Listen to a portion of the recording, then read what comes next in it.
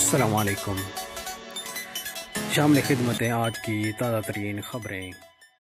شامل کرتے ہیں آج کے سب سے پہلی خبر۔ سعودی علماء کونسل نے واضح اعلان کر دیا، لاک ڈاؤن والی جگہوں پر رہنے والے مسلمان گھروں میں نماز ادا کریں۔ سعودی عرب میں علماء کی سپریم کونسل نے دنیا بھر کے مسلمانوں پر زور دیا ہے کہ اگر وہ ایسے ملکوں میں رہ رہے ہیں جہاں کرونا وائرس کا حملہ جاری ہے تو ایسے میں وہ ان ملکوں میں نافذ کرفیو اور لاک ڈاؤن جیسی احتیاطی تدابیر کی لازمی پابندی کرتے ہوئے رمضان المبارک میں نمازیں اور تراویح اپنے گھروں میں ادا کریں۔ مسلمان جن ملکوں میں رہائش پذیر ہیں انہیں وہاں عالمی وبا کی روک تھام کی خاطر نافذ کردہ احتیاطی تدابیر کا لحاظ رکھتے ہوئے اپنے دینی فرائض ادائیگی کی مثال پیش کرنی چاہیے۔ اگلی خبر شامل کریں گے مدینہ منورہ سے۔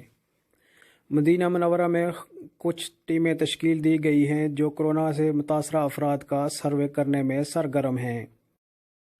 دوسری طرف کچھ لوگ موجودہ حالات کا فائدہ اٹھانے میں مصروف عمل ہیں۔ خبر ہے کہ ایک مقامی سرکاری ملازم نے غیر ملکی سے مل کر 31 کرفیو پاسز جعلی بنانے اور ان کو فروخت کرنے کی کوشش کی، جن پاسز کی قیمت 93,000 ریال بتائی جاتی ہے۔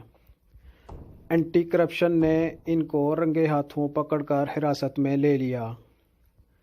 اب موسم کی صورتحال۔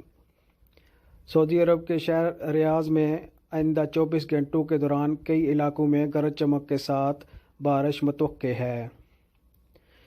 اسی کے ساتھ میں اجازت چاہوں گا۔ فی امان اللہ۔